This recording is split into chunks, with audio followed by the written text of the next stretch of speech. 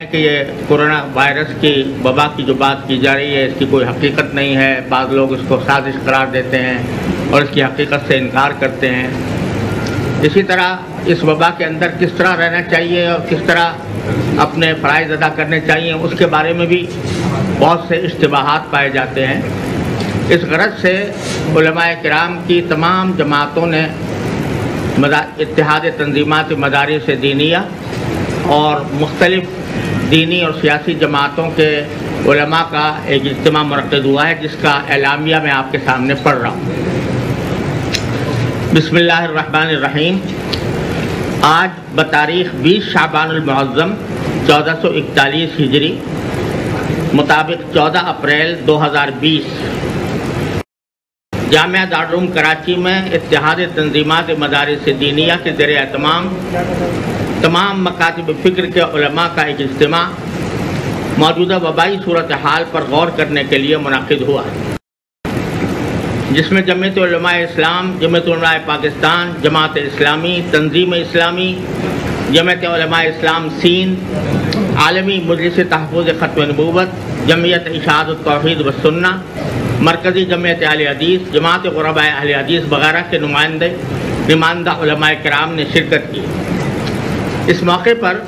ٹیلی phone کے ذریعے حضرت مولانا فضل الرحمان صاحب امیر جمعیت علماء اسلام، مولانا ساجد میر صاحب امیر مرکزی جمعیت اہل حدیث اور جماعت اسلامی کے جنرل سیکرٹری جناب لیاقت بلوچ صاحب اور وفاق المدارس عربیہ کے ناظم مولانا محمد حنیف جالندری صاحب نے بھی سراج الحق صاحب نے بھی تائید کی ہے. فون پر اجتماع سے خطاب کیا اور جناب سراج الحق صاحب امیر جماعت اسلامی نے بھی اپنی تائید سے نوازا. اس کے علاوہ مولانا محمد حنیف جالندری صاحب نے رابطہ علماء شیعہ کے حضرات سے بھی رابطہ کیا تھا، انہوں نے بھی اس اعلامیہ کی تائید کی ہے. یہ اعلامیہ درج ذیل ہے. کورونا وائرس کا مسلسل پھیلاؤ اور تباہ کاری جہاں خالق کائنات کی قدرت کا مظاہرہ ہے، وہاں نسل انسانی کی آزمائش اور ابتلا بھی ہے کہ وہ اپنی تمام تر ترقی اور عروج کے باوجود قدرت خداوندی کے سامنے بے بس ہے. اس لیے سب سے پہلے تو اپنی عاجزی کا اظہار اور کائنات کے خالق کی برتری کی عظمت کا اعتراف ہم سب کی ذمہ داری ہے.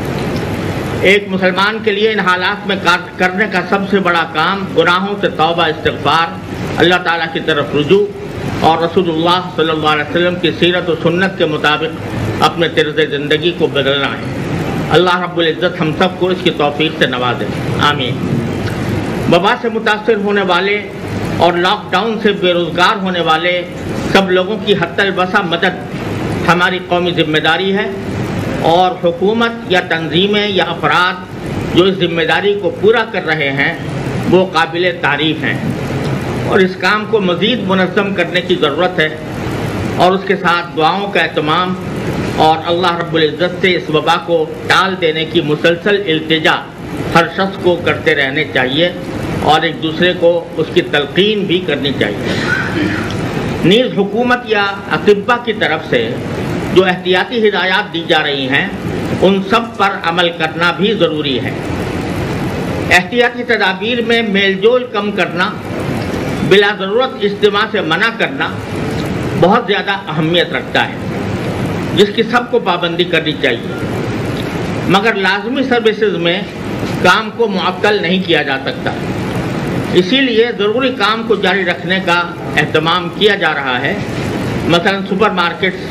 بینک اور ضروریات کی تقسیم کی ٹیم کو کام کرنے کی اجازت ہے، لیکن اس میں احتیاطی تدابیر پر پوری طرح عمل نہیں ہو رہا اور کثیر تعداد میں لوگوں کا ہجوم ان مقامات پر جمع رہتا ہے. اس میں لوگوں کو مناسب فاصلے کے ساتھ ضروریات پوری کرنے کا اہتمام کرانا ضروری ہے. اسی طرح ایک مسلمان کے لیے مسجدوں میں نماز باجماعت اور جمعہ کا اجتماع ایک اہم ضرورت ہے. خاص طور پر رمضان میں مسجد کی حاضری اور نماز باجماعت نہ صرف ایک ضرورت ہے بلکہ اس آزمائش کے موقع پر خاص طور سے رجوع الی اللہ ہی وبا کو دور کرنے کا ایک اہم ذریعہ ہو سکتا ہے. اس کو حتی الامکان احتیاطی تدابیر کے ساتھ جاری رکھنا بھی ضروری ہے۔ احتیاطی تدابیر کا دائرہ اور دورانیہ ہر جگہ، موقع، محل، تقاضائے وقت اور جگہ کی وہاں کی ضروریات کے مطابق اختیار کیا جانا چاہیے۔ اس کے لیے یہ اجتماع موجودہ حالات میں مندرجہ ذیل طریقہ کار کا مطالبہ کرتا ہے۔ نمبر 1، احتیاطی تدابیر کے ساتھ مساجد کھلی رہیں، ان میں 5 وقتہ نماز باجماعت نماز جمعہ جاری رہے۔ 3 یا 5 افراد کی پابندی قابل عمل ثابت نہیں ہو رہی۔ نمبر 2، جو لوگ بیمار ہیں یا وائرس سے متاثر ہیں یا ان کی عیادت پر یعنی تیمارداری پر مامور ہیں وہ مسجد میں نہ آئیں۔ انشاءاللہ انہیں گھر پر بھی نماز میں جماعت کا ثواب ملے گا۔ نمبر 3، معمر حضرات کے بارے میں چونکہ اطباء کی رائے یہ ہے کہ قوت مدافعت کمزور ہونے کی بنا پر وہ وبا کا نشانہ بن سکتے ہیں، اس لیے وہ اپنے آپ کو مسجد میں آنے سے معذور سمجھے۔ نمبر 4، مسجدوں سے قالین ہٹا کر ان کو ہر نماز کے بعد حتی الامکان جراثیم کش ادویہ سے دھویا جائے۔ نمبر 5، مسجدوں کے دروازے پر حتی الامکان سینیٹائزر لگانے کا اہتمام کیا جائے اور اس کے لیے محلے کے اہل خیر اس کا انتظام اپنی شرعی ذمہ داری سمجھ کر کریں۔ نمبر 6، مسجد کی صف بندی میں اس بات کا اہتمام کیا جائے کہ 2 صفوں کے درمیان ایک صف کا فاصلہ ہو اور ایک صف میں بھی مقتدی مناسب فاصلے کے ساتھ کھڑے ہوں۔ اگرچہ فاصلے کے ساتھ کھڑا ہونا معمول کے حالات میں مکروہ ہے اور ترجیحاً مکروہ تحریمی ہے، تاہم عذر کی بنا پر انشاءاللہ یہ کراہت باقی نہیں رہے گی۔ نمبر 7، تمام حضرات وضو گھر سے کر کے آئیں۔ نمبر 8، مقتدی حضرات ہاتھ صابن سے دھو کر اور حتی الامکان ماسک پہن کر آنے کا اہتمام کریں۔ نمبر 9، سنتیں بھی تمام لوگ گھر سے پڑھ کر آئیں اور باقی سنتیں نفلیں گھروں میں جا کر پڑھیں۔ نمبر 10، نماز جمعہ میں اردو تقریر بند کر دی جائے، اگر ضرورت ہو تو صرف 5 منٹ کے لیے لوگوں کو احتیاطی تدابیر سے آگاہ کیا جائے۔ نمبر 11، خطبہ جمعہ کو صرف ضروری حمد و صلات تقویٰ کے بارے میں حکایت اور مسلمانوں کے لیے مصائب سے نجات کی دعا پر اکتفا کیا جائے۔ نمبر 12، نماز کے بعد بھی تمام حضرات ہجوم کرنے کے بجائے مناسب فاصلوں سے گھروں کو جائیں۔ نمبر 13، ائمہ مساجد عوام کو احتیاطی تدابیر اختیار کرنے کی تلقین کریں،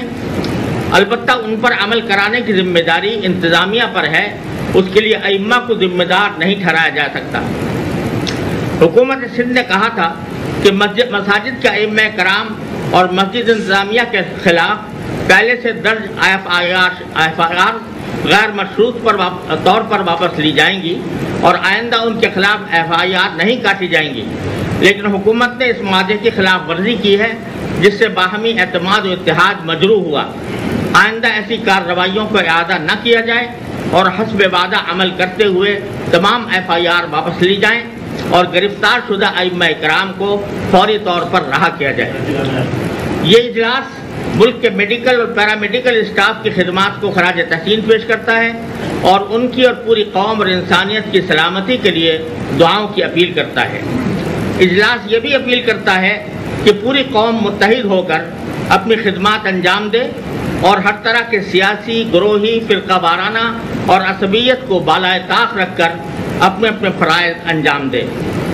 ان امور کی تنفیذ اور عمل درآمد کے لیے تمام شریک اداروں اور جماعتوں کے نمائندوں پر مشتمل ایک 12 رکنی کمیٹی تشکیل دی گئی ہے، جن میں حضرت مولانا مفتی منیب الرحمان صاحب اتحاد تنظیمہ مدارس سے، میں محمد تقی عثمانی وفاق المدارس کی طرف سے، مولانا راشد محمود سنگرو صاحب جمعیت علماء اسلام کی طرف سے اور مفتی عابد مبارک صاحب تنظیم المساجد کی طرف سے اور مولانا محمد عادل خان صاحب جامعہ فرقیہ کراچی کی طرف سے اس 12 رکنی کمیٹی کے ارکان ہوں گے۔ جن حضرات نے اس اجتماع میں شرکت کی ان کے اسماء گرامی یہ ہیں: حضرت مولانا مفتی محمد رفیع عثمانی صاحب جامعہ دارالعلوم کراچی، حضرت مولانا مفتی منیب الرحمان صاحب دامت برکاتہم تنظیم المدارس پاکستان کی طرف سے، حضرت مولانا ڈاکٹر عبدالرزاق سکندر صاحب وفاق المدارس عربیہ پاکستان کی طرف سے مولانا ڈاکٹر عادل خان صاحب جامعہ فاروقیہ کی طرف سے مولانا عبد الوحید صاحب رابطۃ المدارس پاکستان کی طرف سے حضرت مولانا مفتی عبدالرؤوف سکھروی صاحب جامعہ دارالعلوم کراچی کی طرف سے حضرت شیخ محمد سلفی صاحب وفاق المدارس سلفیہ کی طرف سے علامہ شاہ اویس نورانی صاحب جمعیت علماء اسلام کی طرف سے حاجی محمد حنیف طیب صاحب نظام مصطفیٰ کی طرف سے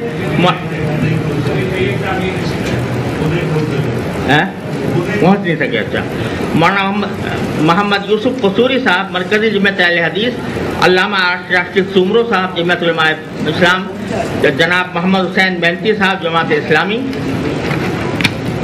جناب مولانا عبید اللہ صاحب اشاعت التوحید والسنہ قاری اللہ داد صاحب تنظیم علماء پاکستان ڈاکٹر قاسم محمود صاحب مجلس علماء پاکستان مولانا عمران اشرف عثمانی صاحب جامعہ دارالعلوم کراچی حافظ محمد حماد اللہ صاحب جمعیت علماء اسلام سین سید نعمان اختر صاحب تنظیم اسلامی مولانا اعجاز مصطفیٰ صاحب عالمی مجلس ختم نبوت مولانا نعمان نعیم صاحب جامعہ بنوریہ عالمیہ سائٹ کراچی مولانا امداد اللہ صاحب جامعہ علوم اسلامیہ علامہ بنوری ٹاؤن ڈاکٹر سعید خان صاحب معاون خصوصی صدر اتحاد تنظیمات وفاق المدارس عربیہ پاکستان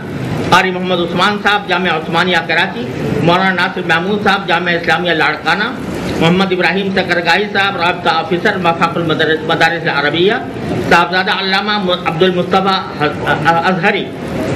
ہزاروی تنظیم المدارس اہل سنت پاکستان حضرت مولانا مفتی عابد مبارک صاحب صدر تنظیم المدارس اہل سنت پاکستان صاحبزادہ علامہ ریحان نعمانی صاحب محتمم دارالعلوم امجدیہ پاکستان اور محمد مستقیم نورانی صاحب ناظم اعلیٰ جمعیت علماء پاکستان کراچی ڈویژن محمد انس عادل خان صاحب جامعہ فاروقیہ